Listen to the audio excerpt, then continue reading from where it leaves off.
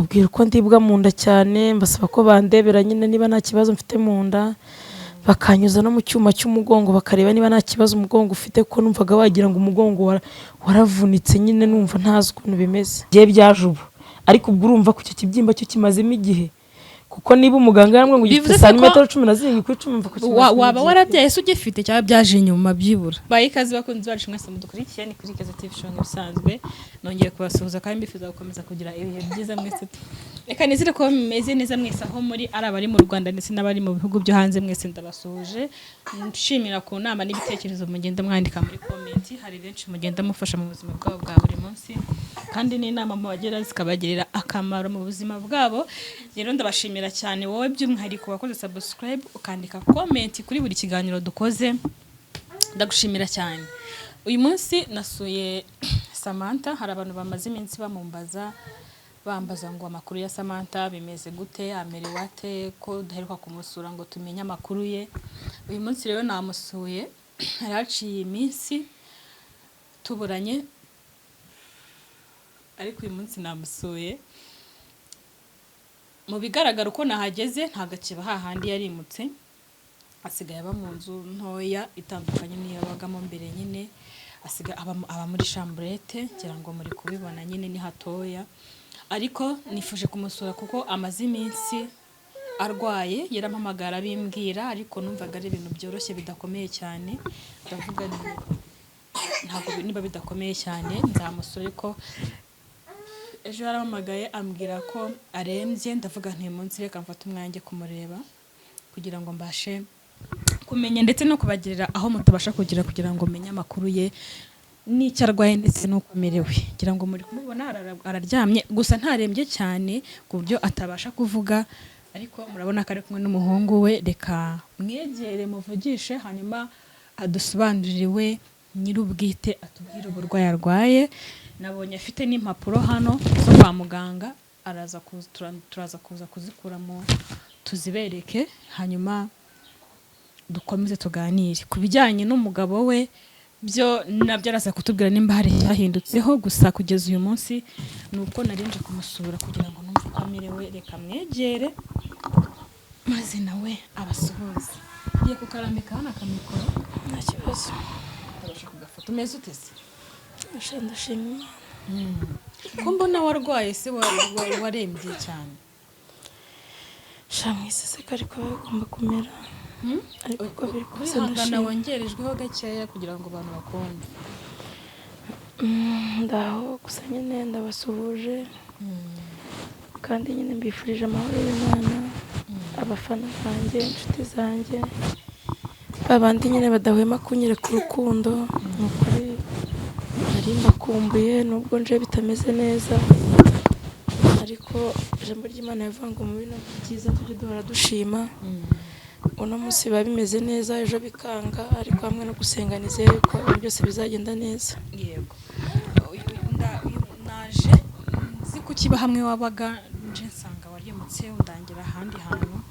Wimutse gute, byagenze biti ko wimutse ukajya mu nzu ntoya kurusha aho wari uri? Wimutse bitewe n'iki? Kuko nta nubwo nigeze mbimenya, ntabwo wigeze umbwira ko wimutse. Byagenze bite kugira ngo uve aho wari utuye?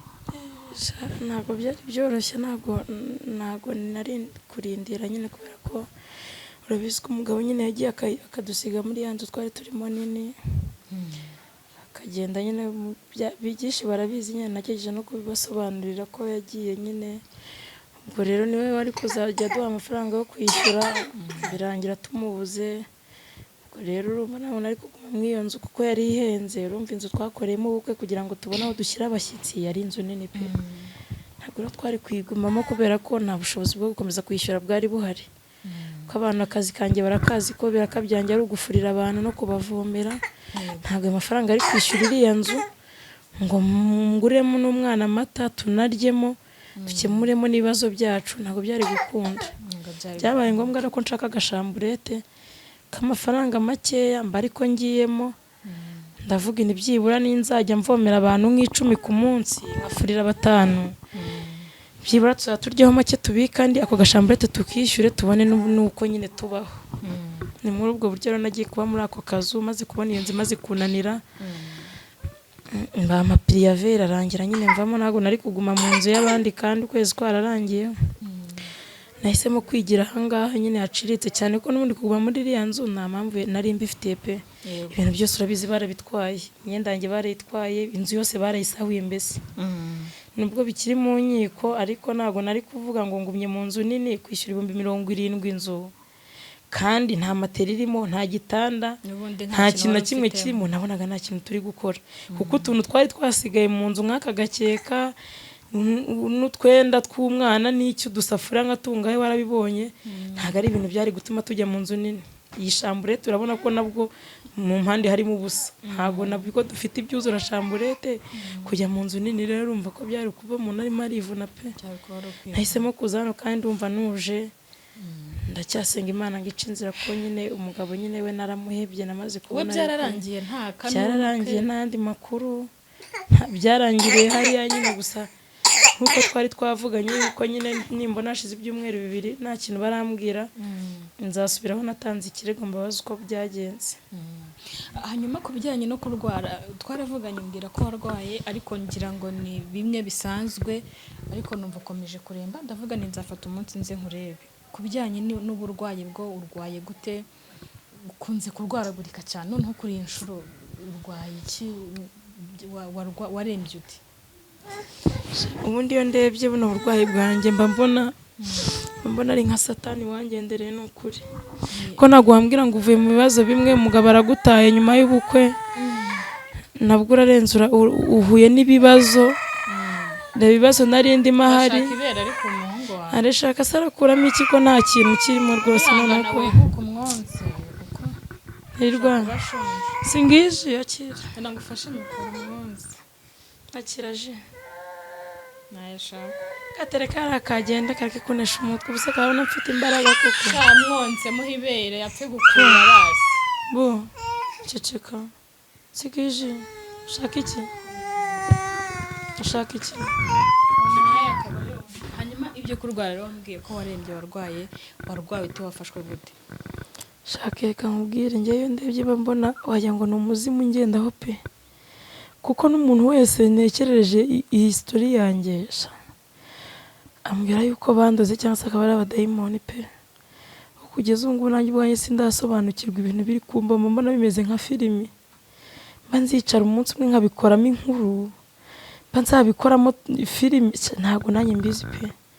Nese umugabo arantayaragiye kandi tuyagiye turi mu kwabuki, nta n'ukwezi gushize ntangiye ibyo kurwara. Urwaye iki kwa muganga? Akwiye kurwara iki? Fata izo mpapuro urebe. Ndafata impapuro ariko nawe uradusobanurira nyine uburyo wafashwe, uko wafashwe. Ndabona harimo na se. Irimo ibisubizo nyine. Baragiye bari amatransferi yo kujya guca hashika muri scanner. Bani birebire kai byanjye bimaze kuba birebire, ariko uburwayi bwanjye bwaje mu gihe gito cyane. Ndaza kuza gushyiraho ibipapuro kamera manaza bifata nyuma. Wowe banza utubwire ukuntu wafashwe nyine uburwayi. Ndabona ushaka kuba baranaciye mu cyuma, utubwire waciye mu cyuma cy'iki, basanze urwaye iki. Ndaza gushyira impapuro babaje abantu baze kugirebera. Urumva nyine buno burwayi buje muri no minsi pe, nta n'igihe bumaze. Byatangiye ngewe nyine ndibwa mu nda cyane, nkumva ndaribwa mu nda nyine bikomeye, numva wagira ngo harimo igicaniro. Mbanza kujyana utuntu tworoshye nyine ni nk'igifu cyangwa se ni mu nda bisanzwe. Ndagenda muri farumasi bampereza utunini, ndaza nk'umunsi wa mbere wa kabiri wa gatatu, noneho ko nywa imiti aho kugira ngo noroherwe ahubwo nkarushaho kuremba. Utaramenya icyo urwaye? Ntari namenye ikintu ndwaye. Ubwo nyuma y'iminsi 3 numvisha byanze, ubwo n'umugongo nawe utangira gufatwa, ntangira guhagara nkumva simbibasha kubera umugongo, numva umugongo umeze nk'uwavunitse. Ndavuga ni ibintu ntabwo ngomba kubyicarana, ngomba kujya kwa muganga bakareba ikibazo mfite. Ubwo niko nagiye Kacyiru kwa muganga nyine bisanzwe, babwira uko ndibwa mu nda cyane, mbasaba ko bandebera nyine niba nta kibazo mfite mu nda, bakanyuza no mu cyuma cy'umugongo bakareba niba nta kibazo umugongo ufite, ko numvaga wagira ngo umugongo waravunitse nyine, numva ntazi ukuntu bimeze. Banyuza mu cyuma basanga umugongo ni muzima nta kibazo, ariko bankoreye ekogarafi yo mu nda basanga ngo mfite ikibyimba mu nda. Ndetse rwose umuganga arananyereka muri mashini ambwira ati dore irebere dore uko ikibyimba kingana, rwose aranyereka ashyira kuri mashini aranyereka, arambwira ati iki kibyimba ati kiranakuze, ati wowe watinze kumenya ko ugifite ariko urabona ko kimaze igihe. Bivuze ko ukimaranye igihe? Yes. Yambwiye ati watinze kukimenya ariko urabona ko kimaze igihe. Ati kuko ni kinini, aranyereka muri mashini ambwira ati dore gifite santimetero 17 ku 10. Ni kinini. Ati ni kinini. Arambwira ati none aha ngaha ikintu ugiye gukora tugiye kugushakira igisubizo cy'iki kibyimba kuko kigenda gikura bigenda birushaho nyine kugira izindi ngaruka. Ubwo ndavuga ni se hagiye gukorwa iki? Ubwo nyine arambwira ngo agiye kuma transferi ngende ngese hashika nge guca muri scanner bandebere niba nyine icyo kibyimba nyine hari ubundi buryo nyine niba bagishiriza cyangwa se hari ikindi kintu bagikora cyangwa se bakibaga, nibo bagomba gutanga umwanzuro. Navuye guca muri scanner bagasikana bakareba uko bimeze. Ndagenda njya guca muri scanner ngarura ibisubizo Kacyiru. Ubwo basanze ikibyimba umwanzuro w'icyo bagomba gukora ugomba kuboneka ari uko nagiye no guca muri Marayi. Hanyuma nibwo wari ukimara kubimenya ko kirwaye cyangwa kimaze? Ntabyo nari nzi ko kuva namara kubyara nta bibazo nikize ngira byo kuvuga ngo kuribwa mu nda ngo iki ngiye byaje ubu, ariko ubwo urumva ko icyo kibyimba cyo kimazemo igihe, kuko niba umuganga yambwiye ngo gifite santimetero 17 ku 10 mva ko kimaze. Waba warabyaye se ugifite cyangwa byaje nyuma byibura? Njye nabyo nzi njya guca muri eko bambwiraga yuko nwita umuhungu nabindi. Nta kintu bigeze kibyimba bigeze bambwira. Ibyo by'ibibyimba ngiye mbimenye ejo bundi nyine nangiye kuribwa agiye nakwandikira bambwira ati byanze ndumva ntameze neza ngiye kwa muganga. Ubwo rero mu by'ukuri sinzi ukuntu byaje. Kikaba cyo waba warabajije abaganga cyo giterwa n'iki buriya kibyimba cyo mu nda kirizana? Hari ubundi burwayi se umuntu agira kikaza? Ngiye ntabwo nigeze mbabaza byinshi kuko ngiye nari ndembye, urumva kujya kubaza umuntu urembye none nahageraga bagahita banatangira kumbwira ngo amatransferi. Ubwo bamuye transferi iyo mvuye guca muri scanner bambwira ngo ngomba ngo kujya ngo guca ngo mu kindi cyuma kiri ngo ku bitaro byitwa Wiwo. Izo mapuro nabyo birimo mu byuma by'abahinde ngo byitwa Wiwo. Ni ibitaro by'abahinde si ibyo ngo ni ibitaro. Numbaze byarivanze ubu nge numva nabaye nk'umusazi. Ngo bamfate ibizamini by'amaraso byose ngo barebe kugira ngo nyine kwa ko bagiye kukubaga agomba kuba batanze ibizamini byose kugira ngo barebe ko ibintu byose nta kibazo kirimo. Mvayo bahita bamatransferi noneho yo kujya guca muri Faisal mu cyuma ngo bita Marayi. Wagiye Faisal? Naho navuye yejo ngo bakandebera ko nta kaseri irimo, noneho bakabona gufata umwanzuro kumbaga kuko ikibyimba ngo basanze rwose cyararengeranye pe. Ni kinini rwose. Nta by'imiti bambwiye yuko ikibyimba cyarengere, ikibyimba cyageze kuri santimetero 17 ku 10 bambwiye ko kiba cyafashe indi ntera. Kujya kunyuza muri izo mashini n'ibyo byuma bagira ngo barebe ko byibura hari ikintu byagabanya niba bashobora kugishiririza cyase hari imiti bamwe ikabasha kukibyimbura. Basanze byaramaze kurenga rero. Ubu navuye guca muri ibyo papuro harimo n'ibya Faisal, nagiye guca muri Faisal muri ibyo cyuma cyitwa Marayi basanga nta kanseri irimo. Ubwo niyo mahirwe mfite.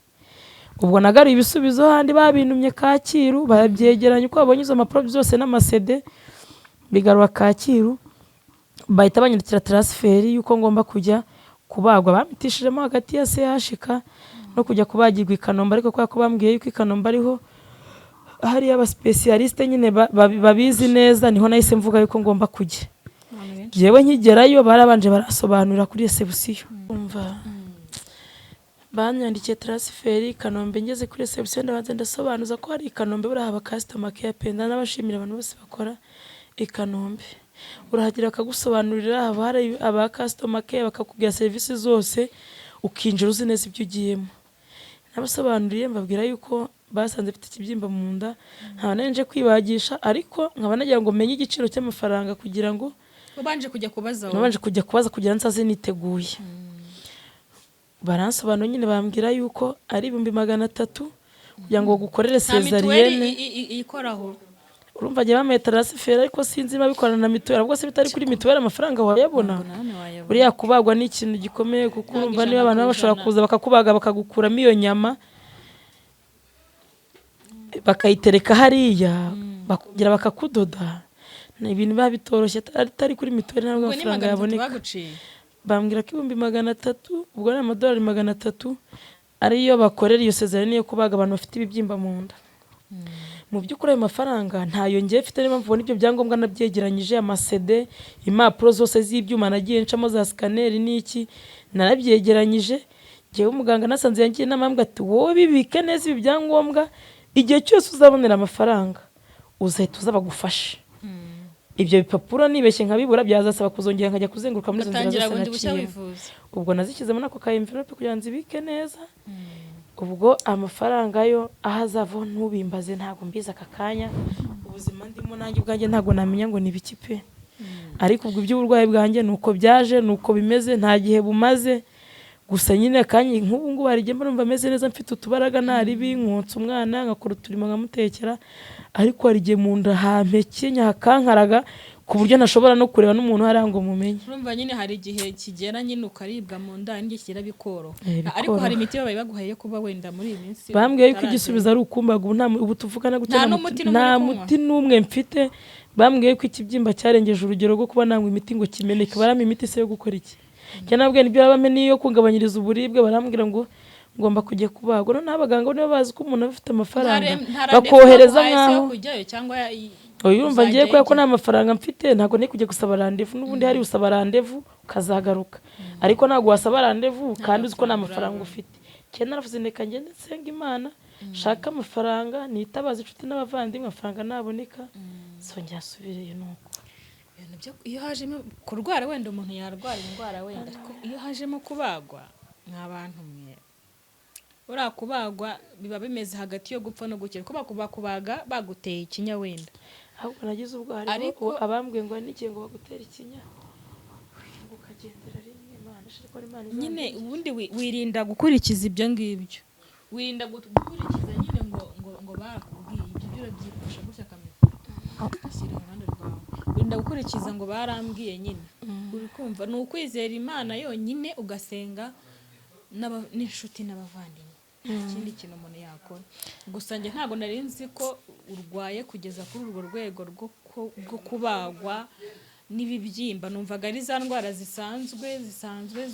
bisanzwe nyine bidakomeye ariko kuva harimo ibibyimba byo mu nda no kubagwa ni ibintu bikomeye cyane ko akenshi numvise ko biterwa ariko hari igihe bakubaga nyine nk'uko mu nda cyane cyane ibyo bibyimba byo mu nda ukaba utakongera kubyara cyane icyo kibazo nanone mfite hano bambwiye ngo niba kubaga ngo amahirwe yo kubyara ngo azabaye make gusa muganga ntiyakubwira ngo ntuzongera kubyara kuko abikubwiye ntiwazaza kwivuza hari n'abambwiye kubyara ngo bikaba birangiye ngo hari n'igihe ngo bakubaga ngo kikongera kigashibuka shamva ni byinshi byanteye ubwoba ariko afite kwizera ngomba kugenda bakambaga kene wese ubwo ikibyimba niba gifite 17 ku 10 ubwo noneho umunsi cyagize 20 kuri ku 10 kizaba kiri kurengerana kandi niko bizarushaho kungiraho ingaruka ariko barambwiye kakanya nkibimenya ko ngifite mfatirane cyewe ngende bambage bama imiti birangira bive mu nzira nsubire mu buzima bwanjye kuko ntinda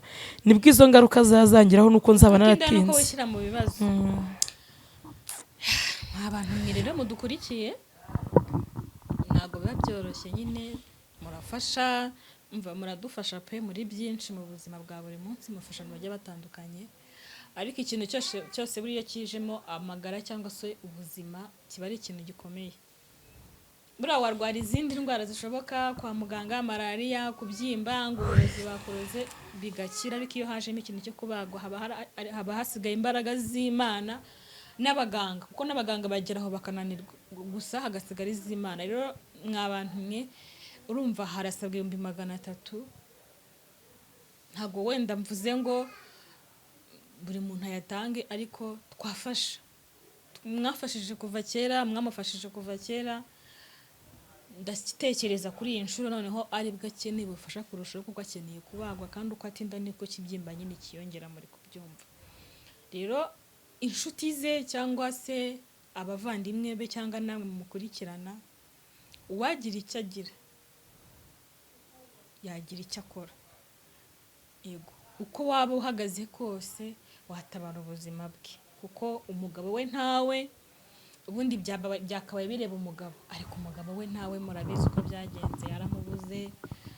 Ni birebire, nta nubwo twanabisubiramo iby'umugabo we, uri udahari aba adahari. Kandi umuntu utaraje uri muzima, ubu ngubu arwaye, noneho afite ibibazo akeneye nyine kwivuza, ntabwo aribwo umugabo yaza. Rero twebwe nk'inshuti, twebwe nk'abantu be bari hafi, abazabishobora, ni ukuri ntabwo ari itegeko, abazabishobora, abazagira uwo mutima mu bushobozi bwabo bukeya bazabona, bazakora icyo gikorwa. Hariho nimero zanjye, nawe yababwiriza cyangwa tukaza kuzishyiraho, mukazamuvugisha kugira ngo abashe kugira icyo ageraho. Ikindi mwumvise ko yimutse, ntabwo akiba muri ya nzu aho yabaga mbere nyine bakimara gukora ubukwe, ari muri chambrette, utwombo ndi kutureba hariya, udusahane, uduki, biri aho ngaho nyine, twanze kwirirwa tubishyiramo byose, ariko icya mbere ni ubuzima, akeneye ubuzima. Buriya umuntu afite ubuzima, uhumeka, ufite ubuzima butarwaye, ibindi Imana irabigena, ariko mudufashe dushaka ubuzima bw'uyu mubyeyi. Ndumva nta bindi bintu byinshi navuga. Kameramani uraza kuza gufata zino mpapuro zegereye neza, kugira ngo abantu baze kubyisomera, batagira ngo wenda ni amagambo y'abantu ba muntu we, ngo biba byoroshye. Hanyuma reka tugane ku musozo, turazishyiraho nyuma. Hari ikintu wumva wabwira abadukurikiye turi gusoza? Shake abantu badukurikiye ntakababwiye byinshi, ariko nyine sinyikunda kuvuga byinshi kuri kamera, kuko nabonye harimo abantu benshi bajya baza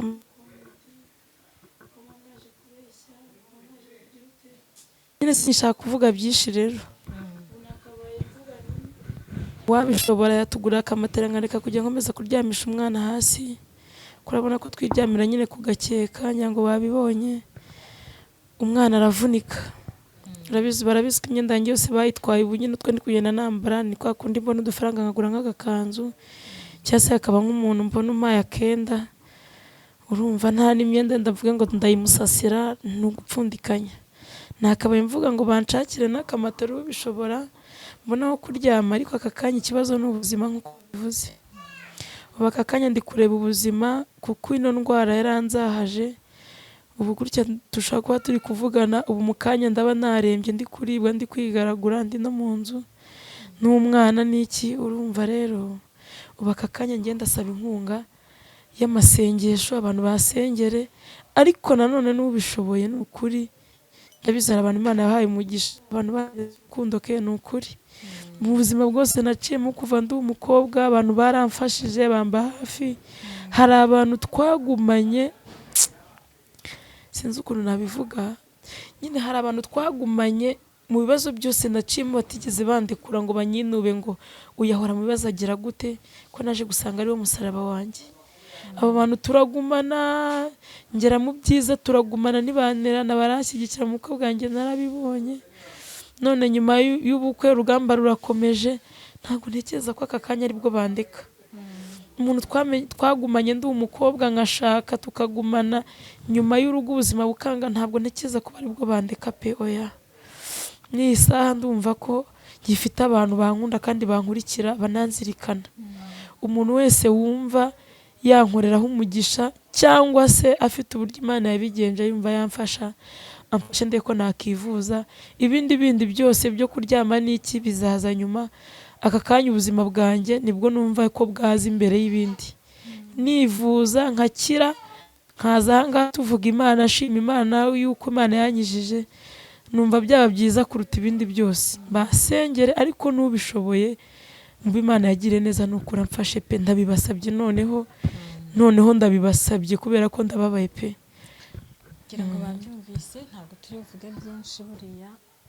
Buri umuntu ufite umutima wo gufasha, ntabwo ari ngombwa kumubwira byinshi. Ni ibintu biba bigaragara, ni ibintu biba byumvikana. Rero umuntu ufite icyo afite, atitaye ku ngano, atitaye kwa cyaba ari igiceri cy'ijana, azakore ubwo butabazi. Reka dusoreze hano, dusoma ikiganiro cy'ubutabazi.